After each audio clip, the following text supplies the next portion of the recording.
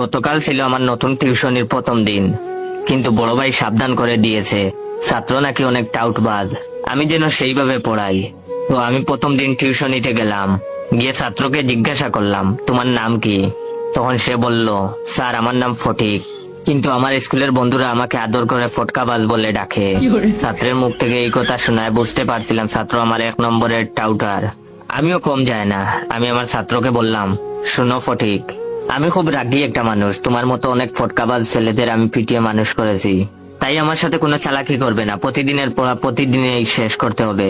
তখন ছাত্র আমার মুখের দিকে তাকিয়ে বলল, আমি কি আপনাকে স্যার বলে ডাকবো নাকি দুলাভাই বলে ডাকবো? তখন আমি বললাম, দুলাভাই বলে ডাকবে মানে? ফাজলামি করো, স্যার বলে ডাকবে।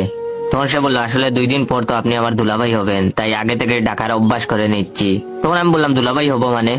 তখন সে বললো, স্যার আমার 3 বোন, 2 বোনের বিয়ে হয়ে গেছে, কিভাবে হয়েছে জানেন? তখন আমি বললাম, কিভাবে? তখন সে বলল, স্যার আমাদের পরিবারের আর্থিক অবস্থা তেমন ভালো না, তাছাড়া বর্তমানে মেয়ে বিয়ে দেওয়া অনেক টাকার ব্যাপার। আমার আব্বু আম্মু খুব চালাক, তারা চালাকি করে ভার্সিটি পড়ুয়া ভালো একটা ছেলেকে আমাকে পড়ানোর জন্য নির্বাচিত করে। তারপর ওই স্যার যখন আমায় পড়াতে আসে, তখন তাকে আমার আব্বু আম্মু খুব আদর যত্ন করে। পড়ানোর সময় আমার আপু খুব সুন্দর করে সেজে স্যারের সামনে গুড়গুড় করে। তো একদিন আমাকে শিখিয়ে দেওয়া হয় আমি যেন পড়ার সময় মিথ্যা কথা বলে ওয়াশরুমে চলে যাই, আর আমিও তাই করি। তখন আপু স্যারের রুমে এসে দরজা বন্ধ করে দেয়, আর একটু পরেই আম্মু আব্বু দরজা ধাক্কাধাক্কি করতে থাকে। তখন আপুটা কান্না ভেজা চোখে দরজা খুলে। তারপর আব্বু আম্মু জোর করে ওই স্যারের সাথে আপুকে বিয়ে করিয়ে দেয়। তখন স্যারের কিছুই করার থাকে না, কারণ আব্বু আম্মু স্যারকে খুব ভয় দেখায় আর বলে বিয়ে না করলে এলাকার লোকদের জানাবে। তখন স্যার নিরুপায় হয়ে কাঁদতে কাঁদতে আপুকে বিয়ে করে।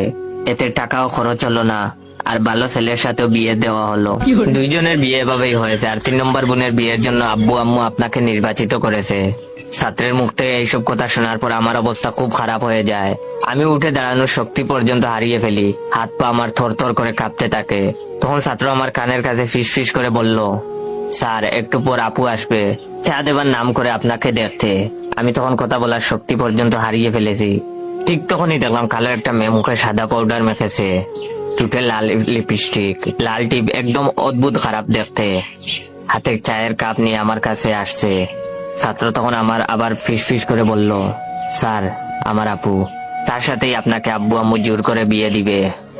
জানি না আমার তখন কি হয়েছিল, শরীরের সমস্ত শক্তি নিয়ে জুড়ে একটা চিৎকার দিয়ে জ্ঞান হারালাম। যখন জ্ঞান ফিরলো তখন দেখি ছাত্রের মা আমার মাথায় পানি ঢালছে, আর ছাত্রের বাবা আমার হাত পা মালিশ করছে। আমি তখন সোজা ছাত্রের মায়ের পায়ে ধরে কাঁদতে কাঁদতে বললাম, আন্টি আমায় মাফ করে দিন, আমি বিয়ে করতে পারবো না, আমি খুব গরিব, আমাকে নিয়ে আমার বাবা মার অনেক স্বপ্ন, তাছাড়া আমার গার্লফ্রেন্ডও আছে, ও যদি জানে আমি বিয়ে করেছি তাহলে আমায় মেরে ফেলবে। বাই দ্য ওয়ে এইটা মিথ্যা ডায়লগ ছিল। তখন তিনি বললেন, আরে বাবা তুমি আমার পা ছাড়ো, আর বিয়ে করবা না মানে কি?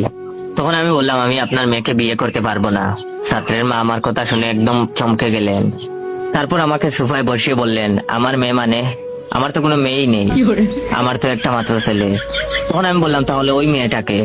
তখন তিনি বললেন, আমাদের বাসার কাজের মেয়ে।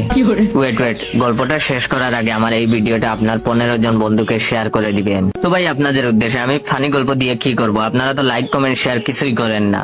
তো যদি চান আমি প্রতিদিন রেগুলার ফানি গল্প দেই, তাহলে অবশ্যই আমার এই ভিডিওটা আপনার 15 জন বন্ধুকে শেয়ার করে দিবেন, এন্ড কমেন্ট বক্সে বলবেন গল্পটা কেমন লাগছে, এরকম গল্প কি প্রতিদিন চান। যখন আন্টি বললেন ওই মেয়েটা ওনাদের বাসার কাজের মেয়ে, এই কথাটা শোনার পর আমার মাথায় আকাশ ভেঙে পড়লো। শেষে কিনে এই পিচ্চি ছেলে আমায় কাঁদিয়ে ছাড়লো। আমি তখন ছাত্রের মাকে বললাম, আন্টি ফটিক কোথায়? তখন আন্টি বললেন, ফটিক কে? আমি বললাম, আপনার ছেলে। তখন তিনি বললেন, আমার ছেলের নাম তো পিয়াস, আর তুমি অজ্ঞান হবার পর পিয়াস যেন কোথায় গেল। আমার মাথায় তখন জিম করছে, এই ছেলেটা মহা টাউটার, এই বয়সে যেরকম টাউটারি করে, বড় হলে না জানি কি করে। আন্টি তখন আমার মাথায় হাত রেখে বলল, বাবা তোমার মনে হয় আজ শরীরটা খারাপ, তুমি বরং আজ চলে যাও, কাল